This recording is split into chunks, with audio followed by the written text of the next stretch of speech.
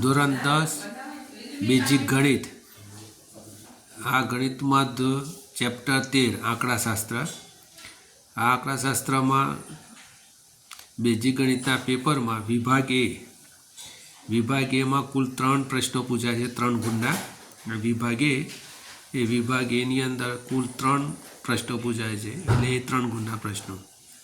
હવે આ પ્રશ્નની અંદર પ્રશ્ન નંબર 6 પેપરમાં એટલે બોર્ડના પેપરમાં પ્રશ્ન નંબર 6, પ્રશ્ન નંબર 12 અને પ્રશ્ન નંબર 20. બરાબર. આ પ્રશ્ન નંબરમાં આ આંકડાશાસ્ત્રના પ્રશ્નો પૂછાય છે. એમાં પ્રશ્ન નંબર 6 એટલે એમાં કયો પ્રશ્ન પૂછાય છે? 4 વિકલ્પો આપેલા છે અને એમાંથી પસંદ કરીને જવાબ આપો.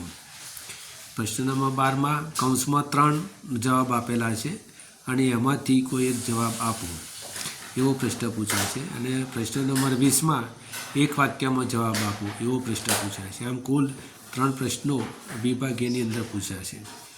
વિભાગ બીની અંદર વિભાગ બી.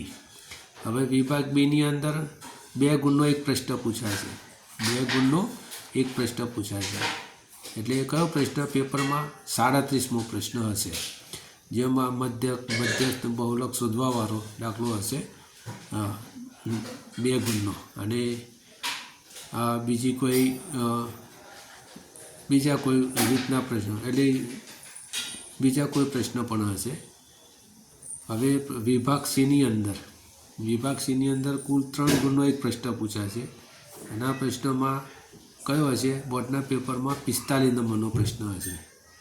બરાબર. એમાં પણ મધ્યસ્થ બહુલક વર્ગીકૃત માહિતી માટે શોધવાના હશે અને એ પણ 3 ગુણનો એક પ્રશ્ન પૂછાય છે.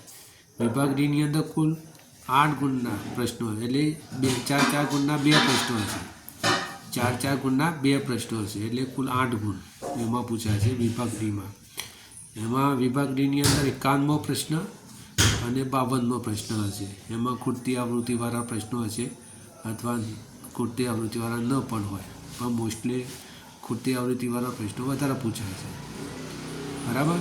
આમ વિભાગ એની અંદર વિભાગ એમાં 3 પ્રશ્નો, વિભાગ એમાં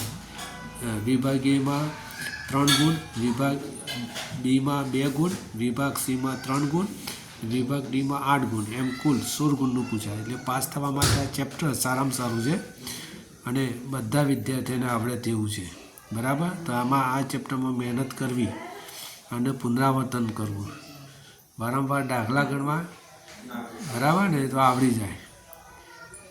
હવે આ પ્રશ્નની અંદર આ પ્રશ્નપત્રમાં, એટલે કે બેઝિક ગણિતના પ્રશ્નપત્રની અંદર વિભાગ એમાં પૂછાતા કેટલાક પ્રશ્નોની આપણે ચર્ચા કરીએ. હું આ લખી રાખેલા છે એમાં. એટલે વિભાગ એમાં આંકડાશાસ્ત્રમાં પૂછાતા પ્રશ્નો. પ્રશ્ન નંબર 6માં, એટલે કે જે આપણા બોર્ડમાં પેપર આવવાનું છે એમાં 6થો પ્રશ્ન હશે. અને એ 6થા પ્રશ્નની અંદર એક આવો પ્રશ્ન પૂછાયેલો છે માર્ચ 2024માં પ્રશ્ન પૂછાયેલો છે. કેવો પ્રશ્ન પૂછાય છે? જો કોઈ માહિતી માટે x બરાબર 25 અને z બરાબર 25 હોય તો m બરાબર ખાલી જગ્યા. x બાર એટલે મધ્યક 25 આપેલો છે. z એટલે બહુલક, એ પણ 25 આપેલો છે. તો મધ્યસ્થ શોધો. એના કુલ વિકલ્પ આપેલા, 4 આપેલા છે. નીચે જવાબ 25 છે, -25 છે, 5 છે કે -5. આ 4માંથી કયો જવાબ આવે તે શોધવાનું છે. તે શોધવા માટે આપણે રીત નાની અમથી કરવી પડે 1 ગુણ માટે. તો આપણને ખબર છે, સૂત્ર છે. બરાબર. મધ્યસ્થ બહુલક આંતર સંબંધ ધરાવતું એક સૂત્ર છે. કયું સૂત્ર? તો z બરાબર 3m - 2x બાર. યાદ રાખો, z બરાબર 3m - 2x બાર. હવે અહીંયા z આપી દીધો છે. કેટલો આપ્યો છે? 25. તો આપણે લખીશું 25. બરાબર. = 3m આપેલો છે ના, એ તો શોધવાનો છે એટલે આપણે એમનો એમ રવા દેવાનો. 2x બાર કેટલો આપ્યો છે? 25. તો આપણે 25 મૂકી દઈએ. x બાર 25, z બરાબર 25, એમ શોધવાનો છે. ચલો 25 ના 25 અને આ 25 દુ 50. એ 50 માઇનસમાં છે, આ બાજુ હોય તો +50 થશે. બરાબર, અને અહીંયા 3m. કુલ કેટલા થયા? 50 ને 25 75 બરાબર 3m. હવે આપણે એમ શોધવાનો છે તો m = 75 ભાગ્યા 3. આ 3 ગુણાકારમાં તો ભાગાકારમાં જાય તો ઉડાડી દો. 25 તરી 75 ઉડી જાય. 25 તરી 75 m બરાબર 25. m બરાબર 25. આપણા જવાબ મળી ગયો. બરાબર. તો જવાબ કયો આવશે? એ. તો આપણો અહીંયા જવાબ આવશે 25. બરાબર. આ રીતનો એક દાખલો પૂછાય. બીજો છે એક જોઈ લઈએ.